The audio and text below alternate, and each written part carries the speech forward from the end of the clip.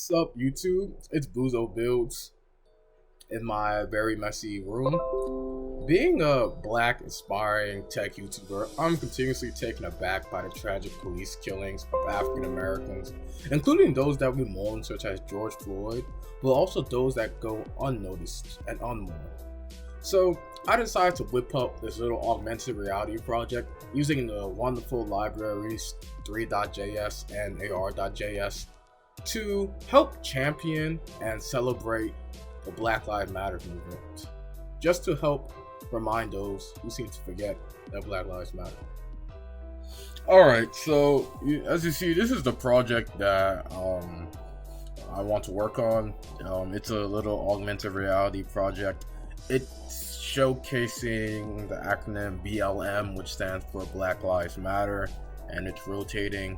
As you can see, this is like the real world. Like, this is my hand over here, and an AR image shows up on the camera, and I set it for animation so it can rotate, so that's why it's rotating like that. But you can also, kind of look around it like it's something real. So I'm looking over here, looking over there. I can look on top of it if I want to. And if you've noticed, you see that it basically uses the marker to define what position it's in. So yeah, it's a little neat project, mainly using the Ar.3s library and the Three.js library. It's not too much work really on my end, so those two are good libraries. This is a pretty good project, and it's pretty fun, and I don't know, let's get started. Alright, so that was a pretty cool project we saw. At least I hope it was cool. I don't know, maybe you guys are just some sticklers. But so before we actually start, we need to download three things. One is something called a pattern marker, which is basically, well, a pattern marker file, which is basically the data that describes the marker that the camera should be tracking. And so the camera knows what's the image supposed to look for and where to overlay the 3D model because of that. We also need to download camera parameter data, which I'm not exactly sure what it does. I'm sure it has something to do with choosing the size of the camera or whatever. And I think you're supposed to be able to edit it, but it's in binaries, and I haven't really found anything on editing it, but I don't know. But that's easy to find. It's in the repository of Ar.js. And we also need to download a font because we're making text, and the way the Three.js library works, in order for you to make 3D text, you need some font. And you can also get that, we can get that from anywhere, but they also have some in the Three.js library. So yeah, let's get started with that. Alright, so to get the pattern marker, we want to go on Googler, because is there any other web browser out there? So, well, what web browser is this on? Is there any search engine out there? Well, I'm also using Google Chrome. Anyways, you want to type in Ar.js pattern maker. Yeah, this is the real code, guys, and you gotta make sure you click the right link. AR marker trainer, and then so this allows you to make your marker, I believe. But I don't really have time for that, so they already have this default one over here, so you can just download the marker and download it and put it whatever. It says 2 because I downloaded it 3 times, and then you can save it. Yep, you guys can see my footage. So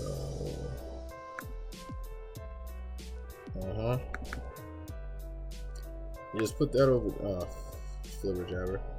Put that over there for safekeeping. That's cool, dandy. Okay, change the name because everybody's special. Nobody's a clone of something else. So yeah. And the second thing we want to find is camera parameter data.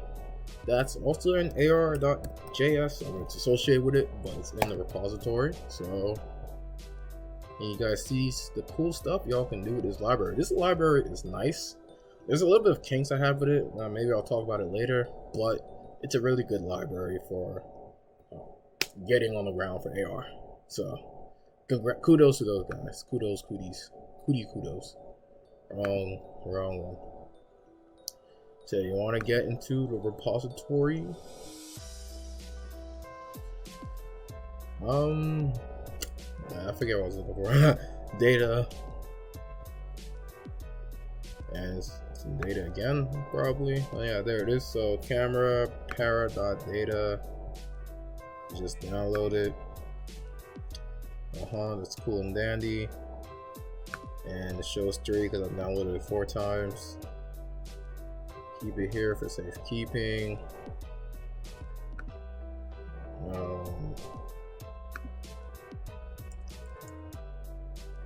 Yeah, it's like, isn't supposed to have an extension? I don't know. That, and that's there. Also, we have to download a font, and now that one's in Three.js because Three.js deals with 3D models and stuff. So let's go to Three.js.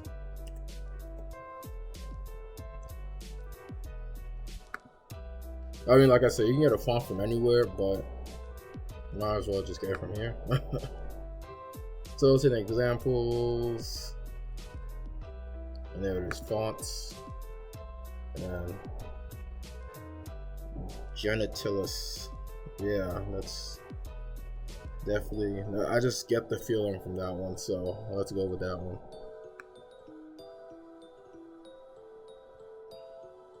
Go to file. Well, where's the download button? Where?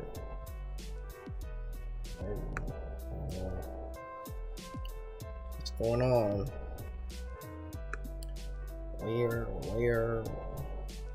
Where that darn download button at?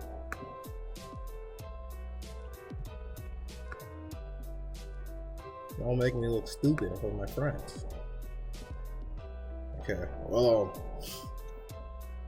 I guess you can go with genitalis, raw. You know, those are just some delightful words or whatever. I don't know. I feel like an old man doesn't know what he's doing. Save as. This is a way to do it. To .json. Yeah, I'm in my investments folder. Yes, empty for a reason. It's not actually, but I'm going too slow. I'm gonna unsubscribe now. Anyways, JSON.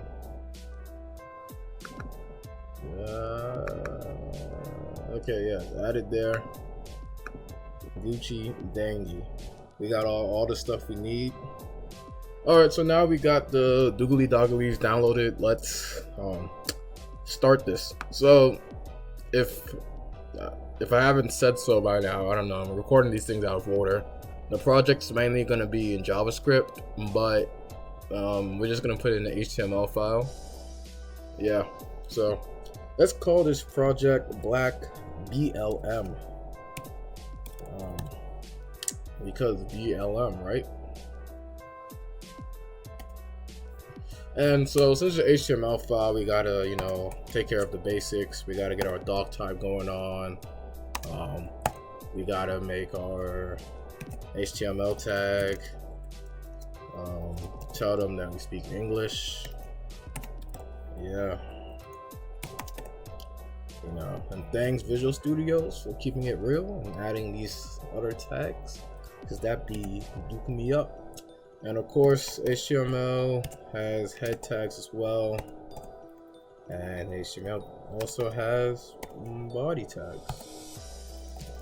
So yeah, that's great. We already started. So we can title this, we can give it a title tag if you want. I give it because it makes me feel cool, and I'm gonna call it Black Lives Matter AR. That's a cool name. So first thing we want to do first is, since we're using libraries for this project, we need to import the libraries. So first, let me just write a comment. Oh, it's not gonna write a comment. Okay, so we're gonna import the Three.js file. And you have to import a Three.js file first because the Ar.js file, library, not file, it was many files, but the Ar.js library, they use code in the Three.js library. So if you import them in the reverse order, JavaScript, when it gets interpreted or when it gets compiled, I'm not sure which stage this happens, but if it sees something on top that it doesn't register with it, like it doesn't know what it is, it's gonna yell at you and slap you. So you should put Three.js first. So import Three.js. I'm gonna show you guys the link.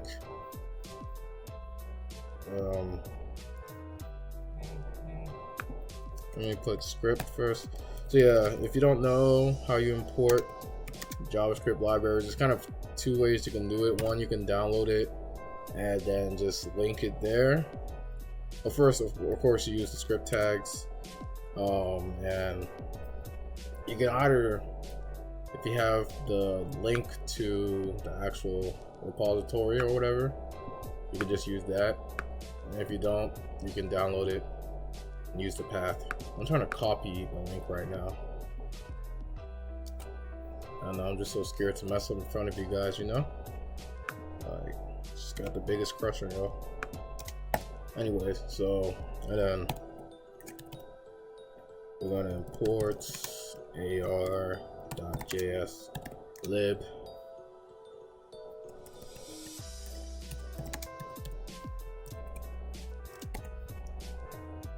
I'm gonna write our scripty script stuff again. What if I put that? Okay, I was like, I wonder if I do that, if it's gonna feed me again. Feed me the joy of automation.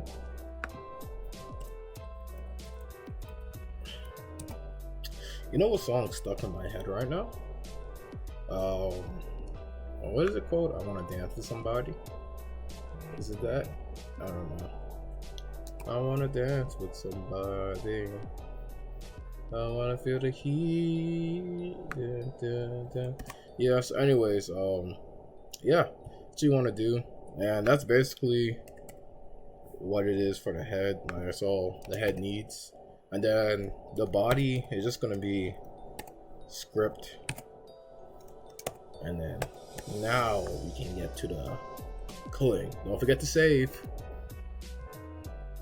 Okay, so now we got the basic HTML stuff out of the way. We're going to use the Three.js library to start creating our 3DC. And, well, we're going to do that by using the functions that Three.js provides. And, like I said before, make the 3DC. Three.js has many examples that, will help you with this or anything else. So, lots of my code is based off looking at these examples or the documentation. So if I confuse you because I'm a bumbling bozo, you can take a look at that. You should take a look at it anyway. So yeah, anyway, so first we're gonna create a variable called scene and set it into, this should be, my bad, this should be capital.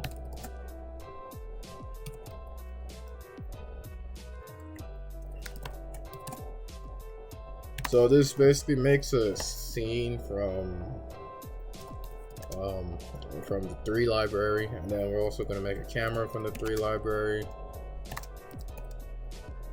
I wish I just wish it would kind of, the telesense would kind of pick up what I'm trying to put down, but I guess this is going to make life harder for me. So 75 is the first what do you call this thing? Arguments? Yeah, argument. It's the first argument. Basically represents field of view. 75 was the value in the example, so I don't really know how field of view should be on average, but using 75 it seems good. So to be honest though, a lot of the camera stuff doesn't matter too much, because at the end the camera just gets taken over and controlled by the actual camera.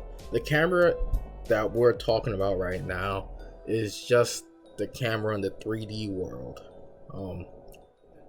Maybe I should go in a little bit further. So basically, Three.js allows you to create 3D renders. So you make a 3D world and you have 3D objects, and the camera is basically your viewpoint into that world. So that's what we're working on right now.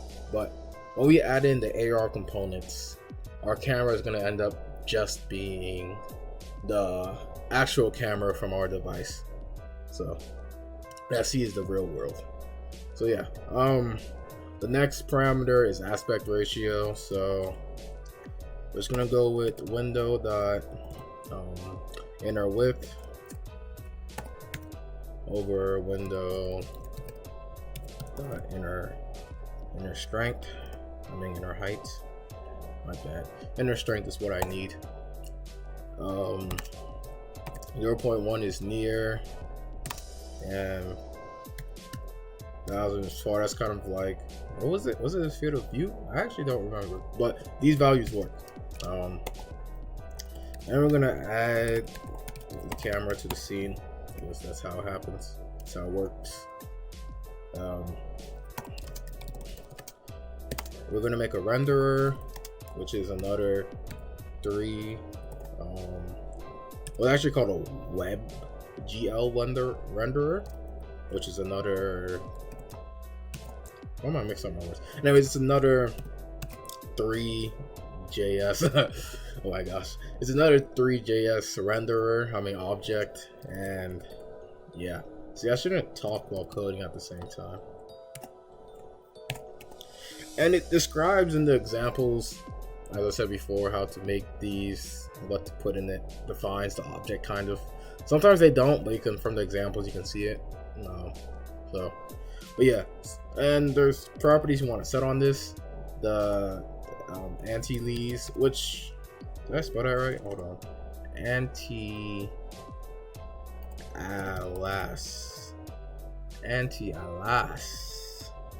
Okay, yeah. So the anti-alias, it's kind of a generic term when it comes to graphics. Basically indicates if you want to smoothen out jagged edges, which I mean, it's just like, who wouldn't want to? Usually. So I'm gonna put that as true. And alpha, which is, there's not really a description for it, but I'm pretty sure it enables. Okay, I thought I spelled. Yeah, I did spell renderer wrong, didn't I? Wow, I'm so embarrassed. Anyways, so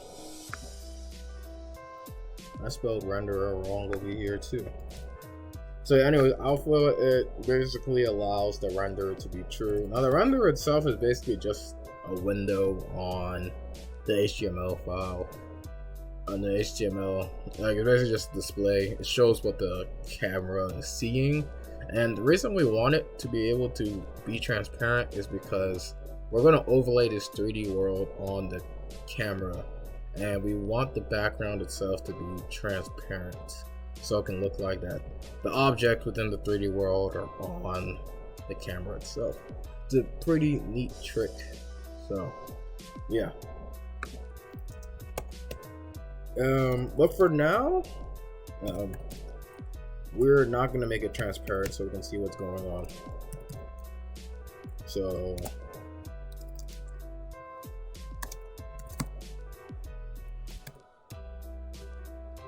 need the color. So this function I'm talking about right now basically sets up the color for the renderer, but the first argument is the color itself, light gray. Second argument is the opacity, basically the inverse of transparency, if you want to think about it like that. So we would put the opacity at 0 for the when we're doing the AR stuff, but at the moment you kind of want to see what's going on, so I'm gonna leave it as 1, and it goes from 0 to 100. I believe this is associated with the camera parameters, but when you open up the camera, it's displayed in 640 to 480 size. I kind of spent 30 minutes trying to fix that, and I was like, yeah, let me just make a video. So that's why we're going to set the renderer size to that, but I'm sure you can change the size somehow of the camera. I have a good feeling it's through the render parameters, but honestly, it's pretty cool for me, so that's why I didn't really fuss about it too much. And we also want to add the renderer to the document body, so that's what I'm typing up as. Append child.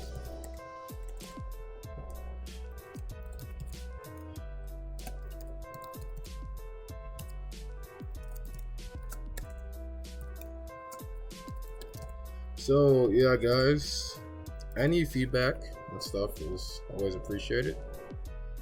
Do we need semicolons in JavaScript? I'm trying to remember. I think we do, because I remember coding in JavaScript in Unity when I was like in middle school, and I didn't know jack about parsing rules, so it would always say you need a semicolon. And I was just like, what's going on? Why is my code always breaking? And it turns out you need a semicolon, so I think I need a semicolon. Let me save that. So yeah, that basically just set up the general scene, the camera and stuff.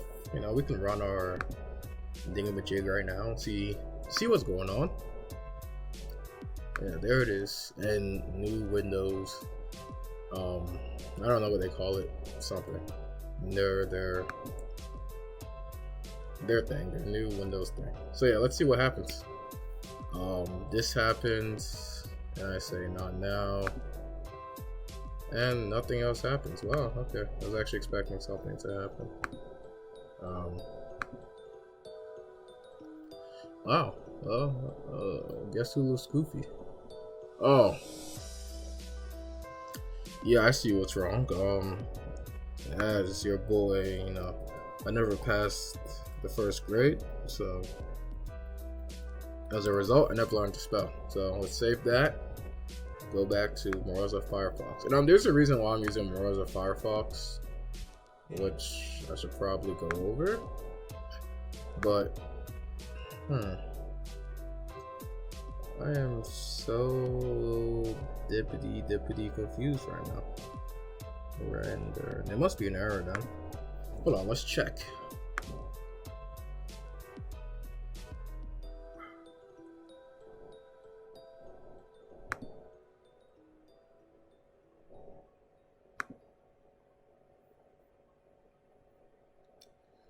Yeah, we do have an error. It's over there. It says perspective camera is not a constructor.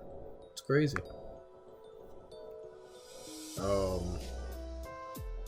Maybe I spelled it wrong? Yeah, it's just supposed to be capital P. Sorry guys, I am so sorry. See, that's why you need that intelligence. That intelligence. My honey hense. Okay, let's see. And then there's another one. 3 is not defined. I must have not capitalized it at one point. Yep, there it is.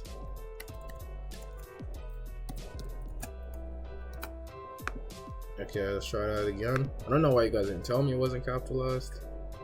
Okay, so everything's working, but this thing isn't showing up. I would think it's supposed to show up. Maybe this clear color function. I'm just a mess, guys.